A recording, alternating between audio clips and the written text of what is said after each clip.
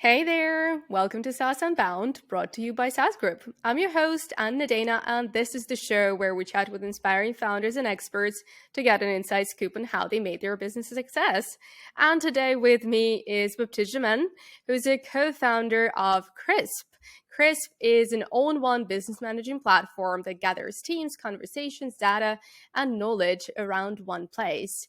They are an intentionally very small team of very passionate bootstrappers. They're loved by the community, and by the looks of it, they intend to keep it that way. So we're here to learn your story and see what has been changing over the past 8 years. So welcome, Baptiste. Hey, thank you very much, Hannah, and thank you very much for the presentation. Well, it's my job.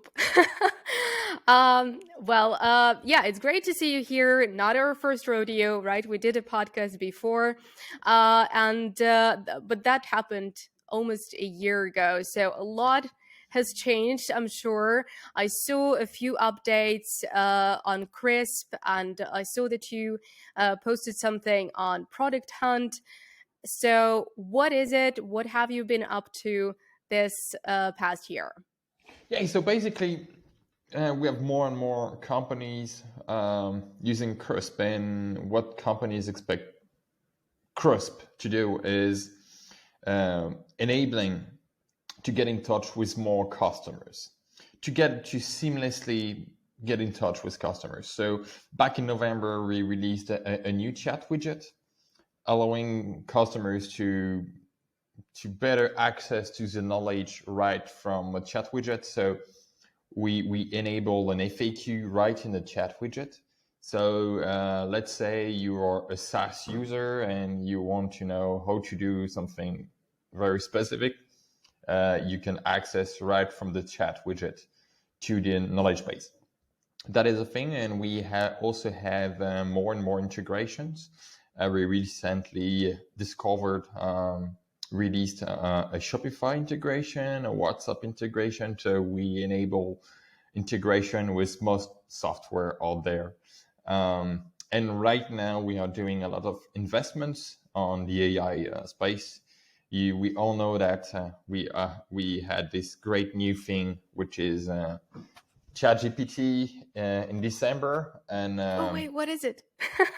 No, I'm just kidding. But yeah, I really believe that it's gonna change our space in a good way. It's not completely magic, but definitely it can really help businesses to better scale with their customer relationship. Okay. Have you tried ChatGPT 4? So obviously, as Crisp is a customer support, customer platform tool, it's very important for us to be able to automate escalation, to automate answering questions. And we tried, like, since the past 2 or 3 years since GPT-3 is released. So GPT chat was initially based on GPT-3. And yeah, we did a lot of experiments based on that to automatically generate articles, to be able to resolve issues as well, customer support issues, to be able to help companies internally. For instance, at Crisp, we have our own internal support. So let's say we have a customer support agent helping a customer, but like the customer is having a complex problem. The support agent can Slack the internal team with the issue, and then a developer going to join the conversation to help the agent and the customer. And we believe that such tools, so GPT chat, GPT-3, GPT-4 now, so what we call large language models can really help solving this kind of problems. And we expect to release very soon new features on Crisp with a deep relationship with the humans and the AI. Okay. So, do you believe in the whole craze? AI is taking all our jobs, and like customer support being like maybe one of the easier, sorry, things to outsource. Is it Well, in danger? I I don't believe so, and I do believe that it's easier to replace a lawyer than a customer support agent. Okay. For a very simple reason. So large language models are basically they have a personality. They have like common sense. They're very good at common sense. But in a company, the common sense can be pretty dangerous. I mean, let's say you hire an intern to do your customer support.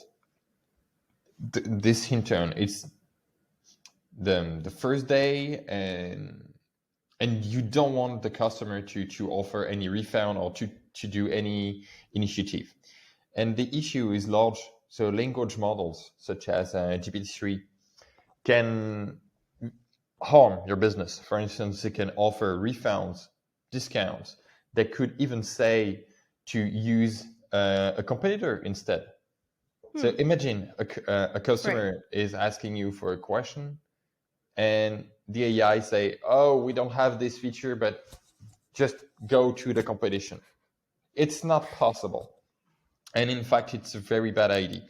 Large language models right now can handle around 70% of the questions, Okay. 60 to 70. But the 30%, it can be very, very dangerous to your brand.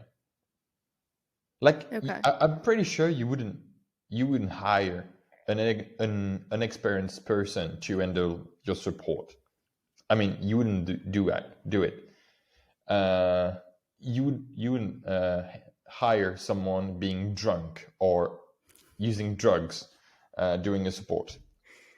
So I don't really feel that AI right now can replace customer support jobs for this Okay. reason. But the AI can really help humans to better respond to customer, to always offer a solution. And if you don't have the answer, the AI gonna give you a potential answer. Maybe the answer gonna be the wrong answer, but because you are the expert. Okay. So, is there, I don't know, some kind of editing, some kind of learning still required for every potential brand that is going or thinking about using AI, and AI should be tailored to every company and every Yeah, activity that yeah, they're yeah, yeah. doing. Exactly. There is no common sense in a customer support. I mean, if people message a company, a customer support, there is an issue. And the best customer support is when there is no issue. I mean, if you don't have any issue with the product, you don't even Right. need to get in touch with the customer support. So it's already too late. And customer support is a tiny fraction of company's budget. It's maybe 5%. And yeah, there are some companies willing to replace those 5% with an AI. But I think it's wrong. They should improve their product, their offering, so their customers don't have any issue. Right. Like, Yeah, I read this wonderful tweet. I don't remember who wrote it, but um, a lot of companies struggle when they don't have customer support because they have some issues to solve. But then when all the issues solved, they're questioning whether or not they still need customer support, and it's kind of a ongoing feud whether or not you need it, but you just don't appreciate it enough when it's doing its job and the product is good and everything is working.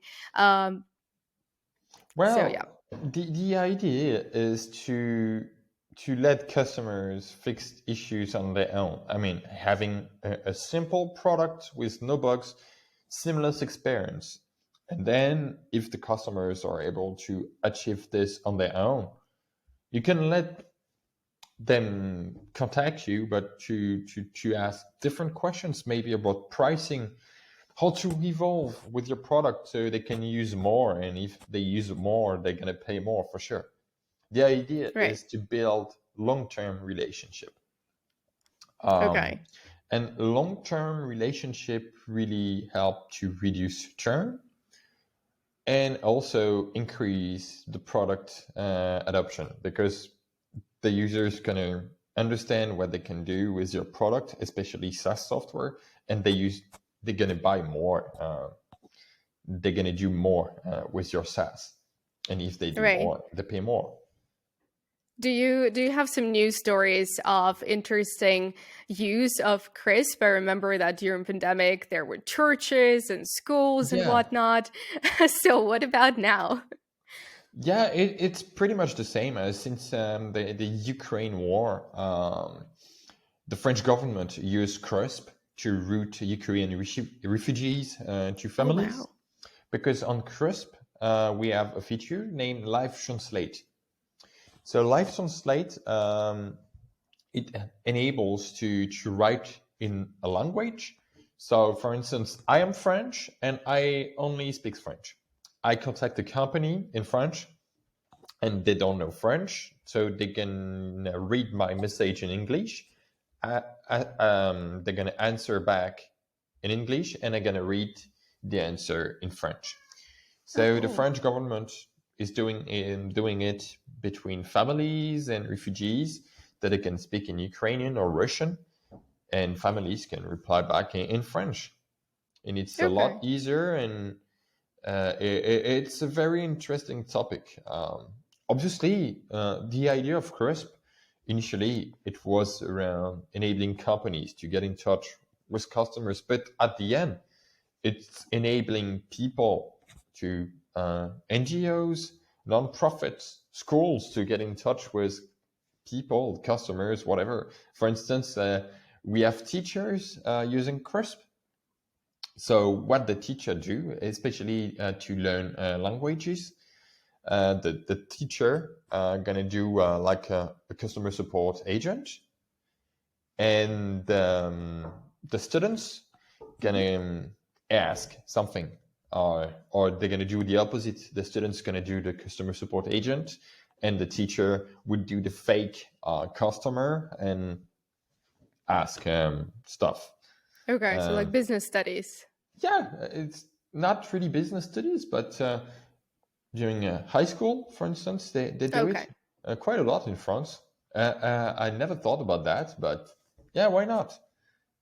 Yeah. It's not about communication with friends, but initially it's more between an entity, which is a company, Right. and customers. And yeah, I really believe that human relationship gonna stick on the long term. I don't believe that AI gonna replace that. Um, but yeah, for sure, we all want that AI can at least answer 30% of questions, because we don't want as humans to, sorry about that, but to answer dummy questions. I mean, Right. questions that could be answered using a Google search query. Okay. Remember there was a website, let me Google it for you. Yeah, yeah, yeah, yeah.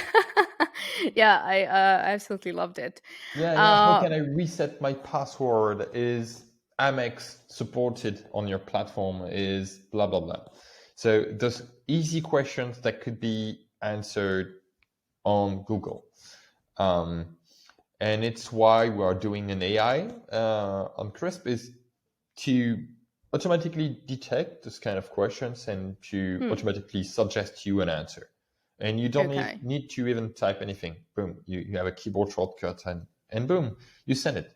Problem solved. Cool.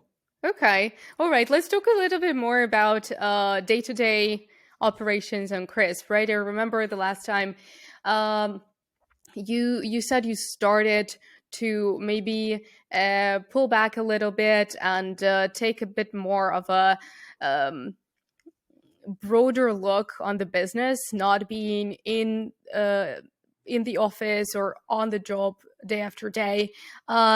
Did it change right now? Because just by this conversation, I can see how involved you are in all the features that you're building.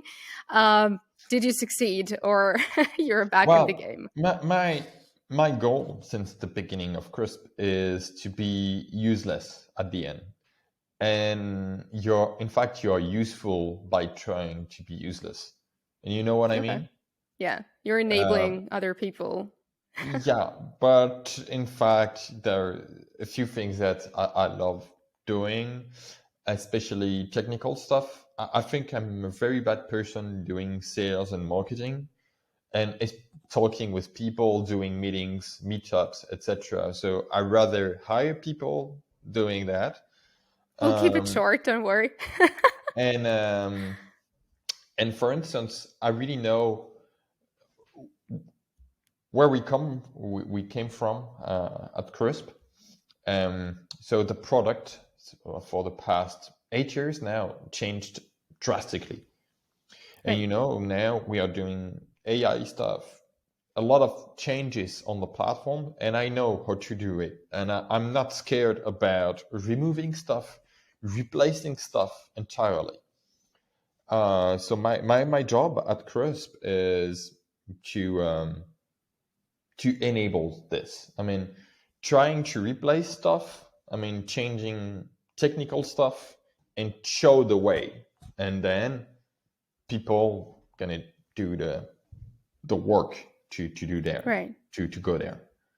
Okay, so you take full responsibility for the big changes, and Yeah, then you just lead people to do anything with not it. only responsibility but the initial technical work. I mean, I show that it's possible. I do a prototype. I mean, it's like doing a car. I Right. mean, I'm like Enzo Ferrari, writing a car. I do the prototype, and then we make it like industrial. I mean, the idea is to build not only one car, but tens of thousands, millions of car. Right. So Okay. I only do the prototype. So you said I want to be useless in the end. What kind of end are we talking about? Is it stepping away completely? Is it selling the company? Is Ah, it no, no, no, I no, don't no, no. I mean, I love my job, but my job is doing many different things, and in fact, as a CEO or co-founder, you are involved in many different things, which is management, some sales, some marketing, technical stuff, legal, finance, etc. And in fact, I love doing that. You know, it's just every time you have bigger and bigger problems. I mean, our job at Crisp is resolving problems we didn't have before, and we never thought about those issues could happen right now. But you solve the issues one by one, and then sometimes you need to hire people to solve those problems. And it's it's the way a company goes step by step and grow. right. What is the only thing that you would love to keep working on if like everything else is Yeah, taken care of? I really enjoy doing technical stuff, and I just can't leave that. Okay. Is it still going to be crisp? So do you see yourself doing crisp for the next 10 years? Yeah, it could Or be. I is mean, there when we started Crisp, we didn't think that we would be so passionate about it. It's now 8 years. It's still growing a lot, uh, and you know our daily job changed drastically. We are not the same persons as we used to be. Technically, Crisp is very challenging. I mean, there are many things that we love to do as persons, and Crisp offers all of it. You know, okay? and we try to offer the same for people working at Crisp. It's not doing a position where, as a person, you need to fit in the box in the position, but you are a person having many very special skills, and to do a position around you. And it's what I really enjoy at Crisp, because as a person, I love to do many different things, and I can do all those different things at Crisp, and to do it on a very high level. Okay. Is it the same approach you're taking with your hires? If you're hiring lately. Yeah, but we hire, but for instance, when we hire a developer, really take our time. When we hire any person, even on customer support, we take our time and to take the best candidate. It's not only about expertise, it's also about personality, all those things. So at the end, we can be a team where everybody likes each other. And it's very important for me that everybody at Crisp enjoys each other. Okay. So what kind of sorry, what kind of culture are you building? Is it a kind of a lifestyle business where you're not really going after some generational wealth exit in the end, but are building a very comfortable life for everyone involved? Or is it mostly about creativity? So what's the first thing that you curate inside the company? So in terms of companies' mindset, the very important thing at Crisp, it's very horizontal. And Mhm. I don't want to be, or Valerian, my co-founder, we don't want to be the key persons blocking all the stuff, all the decisions, etc. So at Crisp, it's like a matrix of people talking each other during decisions, and maybe at some point, if the decision is too big for the company, too big for yourself, you ask colleagues, or you're gonna ask me, and we're gonna do the decision together. But it's the way we try to do is to do decisions all together, and this way we can be faster, because yeah, if there are decisions that don't impact the company, I mean, in terms of finance or whatever, yeah, you can try. I mean, it's very important so that everybody in the company can try to take some risks, and so we can experiment stuff quickly. Right. Are there any like We have strict rules, especially to the no fact that meetings. We have a no meeting policy. oh, not at all. No, not at all. Yeah, no meeting. Okay. Yeah. Okay. And If you you're need all remote. something, you write, note it down, you do a document, or you note it down, and then at some point you can do a meeting, but it's gonna be a 5 or 10 minutes meeting. It's gonna be like super quick, because Oh, cool. everything was already discussed in the document. Okay. Why so? Because it's asynchronous. And you know, I worked for many different companies. I started Crisp when I was 22 or 23. I did some freelancing. And I worked for startups.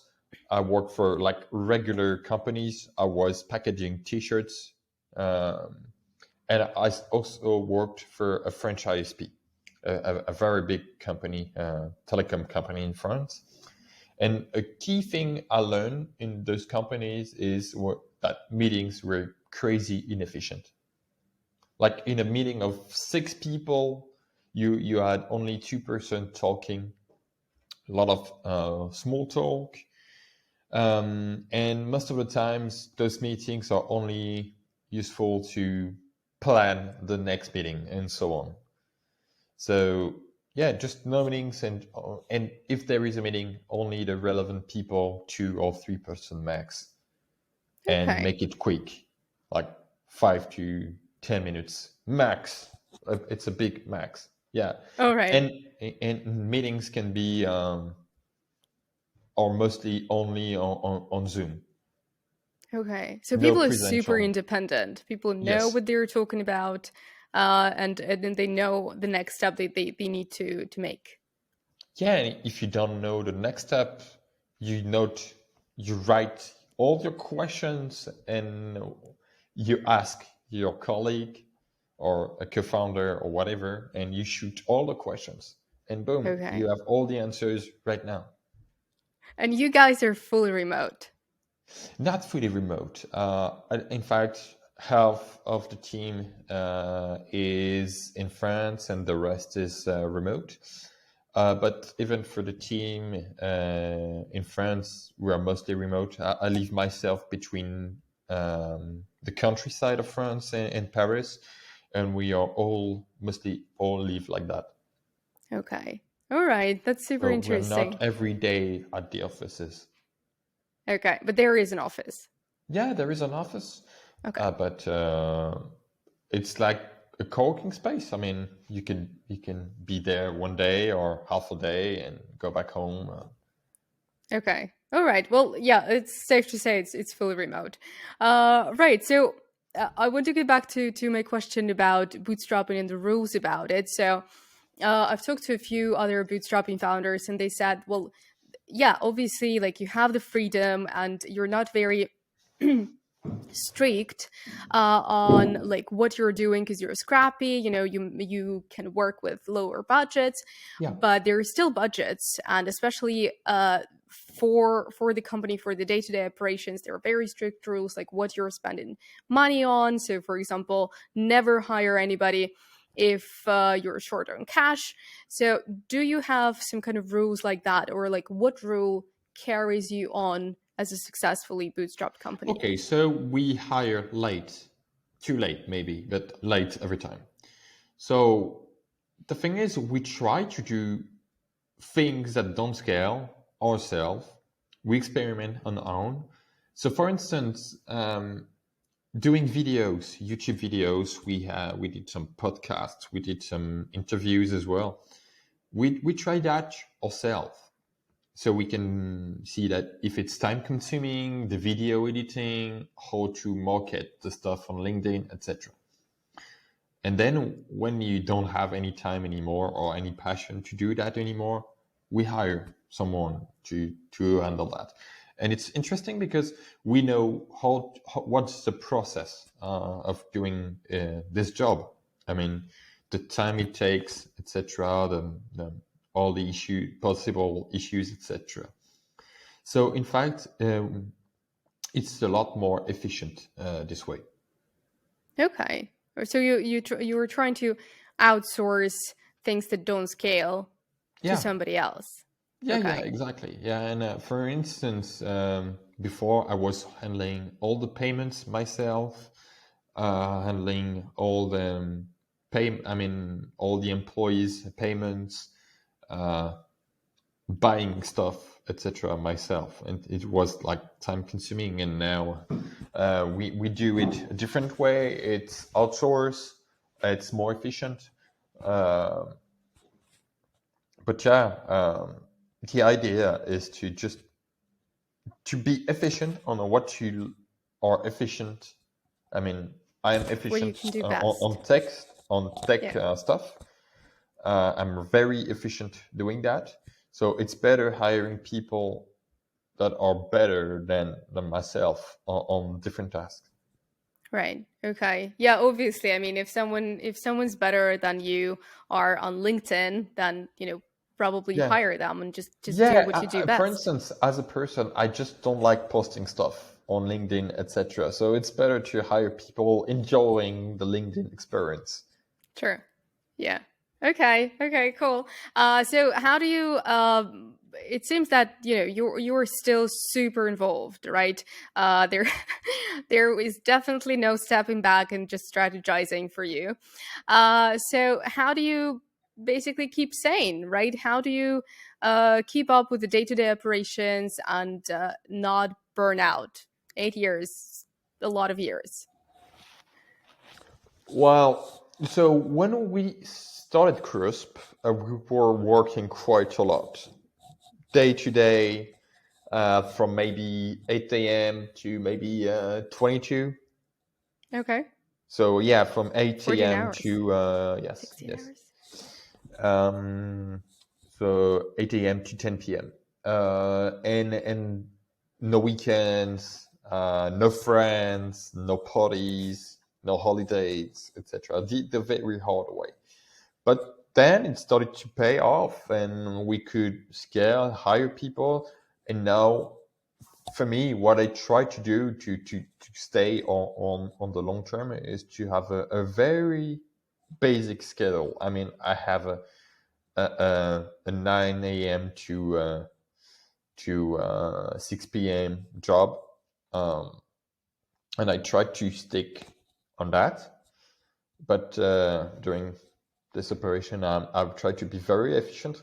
Obviously, when you are a company CEO, you need to you always think to your company. So when you're taking the shower, when you're doing holidays, when you're having weekends, you every time, because we are all work alcoholics. So I every time think about my company. I every time think about Crisp.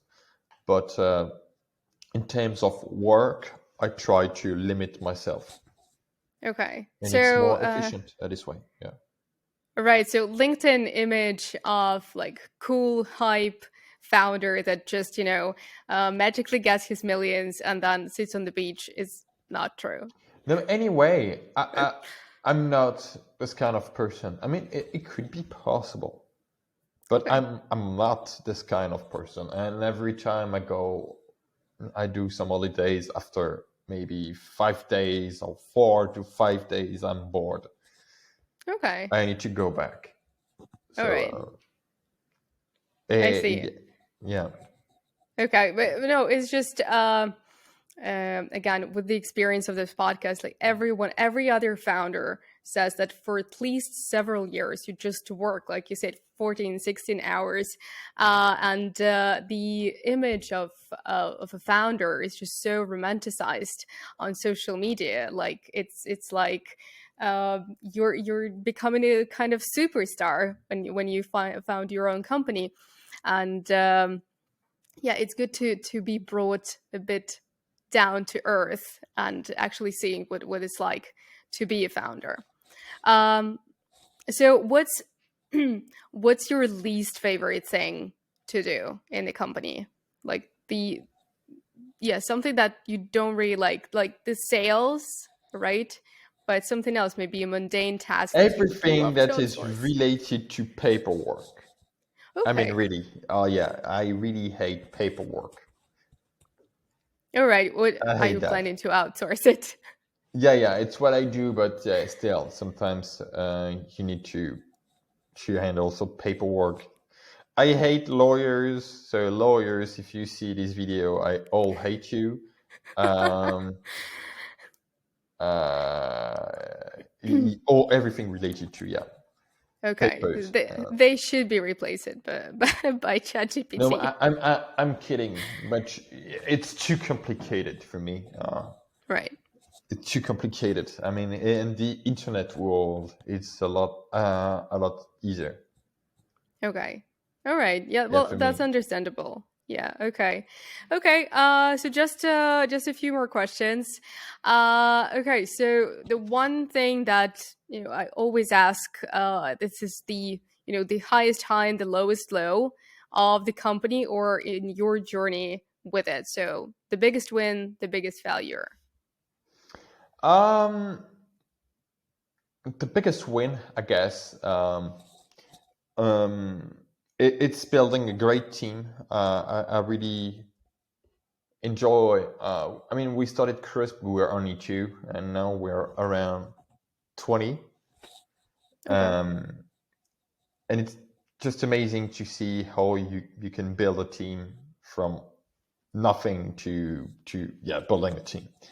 And it's a great success, and I'm really proud of it. And yeah, the biggest failures, I don't know. I'm proud of everything we do. Sometimes, there are obviously issues, downtimes, or we could do things better. Obviously, a key lesson I learned is most of the things that are doing wrong, I mean, that go wrong in a company. For instance, we have technical downtimes, etc. Sometimes it's rare, but it can happen. Is the things you never thought or planned in your company. And the point of failures in your company or the stuff you never thought about. And it's very important to think every point of failure in every detail is important in a company. Okay. So you have to estimate what could go wrong from the very beginning and how to deal with it. Yeah, I was a hacker when I was a teenager, and sometimes, like maybe one time per week, I think like what could go wrong if I was a hacker or whatever. I mean, it's not only about technical stuff, but what could go wrong, and I try to think about that, and okay, so how we could mitigate that. Okay. What's the worst thing you've done as a hacker? Did you hack your I school was system? fired of the high school. Oh no. Yeah. Okay. All right. Do you any regrets? Yes, of course, because it was tough from my parents. But yeah. In the process, I learned a lot of things as well. It worked out. Okay. All right. Okay. And I have just one bonus question.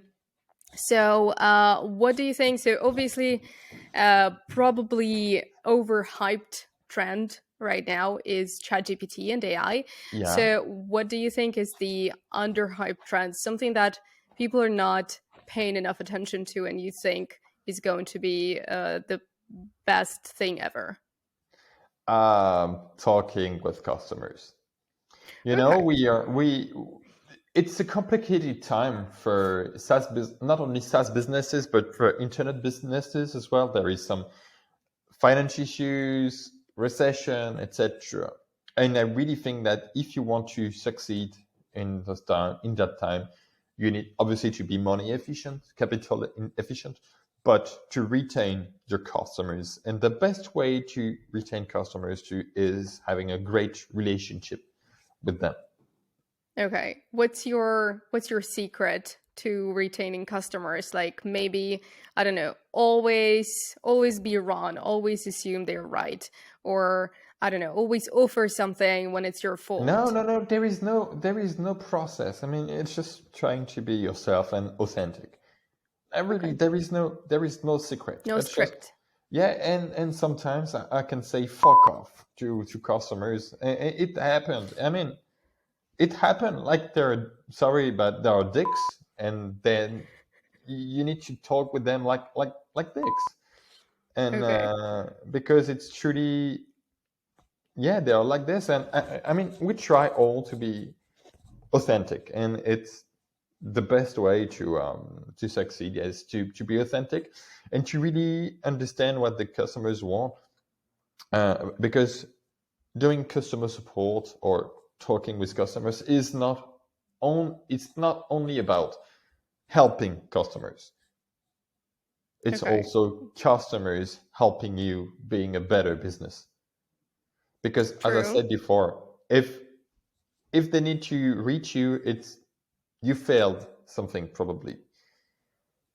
So Okay. So there what is in the case when they are what you said they are, is it your fail still, or they yeah, yeah, failed a yeah, bit? yeah, yeah. It could be your fail as well. I mean, the case I mentioned before, it's very rare, but I do remember it happened. And the reason is just because I try to be authentic. And as a CEO, I mean, or as a co-founder, where you're so passionate about something, and you're so passionate about something, you worked hard, very hard from like 9 a.m. To 10 p.m. on something, and you have a very harsh customer at the end, things could go wrong. All right. Do you still take time and Yes, answer some yes, yes, and support? I love doing that. Really, I Okay. mean, I Are people really surprised? no. They know that we are involved Okay. on that, and it's very important for us because it's the best way to in a company, when you scale, the customer support tend to retain the information. I mean, there are customer support issues. Sometimes the issue happens 10 times per day, and and it could be solved on the product or by offering better information on the knowledge base on the website. And sometimes when you talk with customers, the customer has a problem and you think, wow, why do you have this problem? It's not normal. And yeah, this way we can fix issues very easily. And yeah, I think it's good to show everybody that it's a job as well that I love to do, and I really think that customer support is very important for a team. Okay. All right. Well, thanks for sharing that. I think it's a very valuable advice. Everyone's talking about it. No one's talking about it enough. So thank you so much, Baptiste, for your story. It's been awesome talking to you again. And I hope we can do it next year too. Sure. Okay, Sure. So yeah, cool. thank you very much for the invite. Thank you so much. Take care. Bye.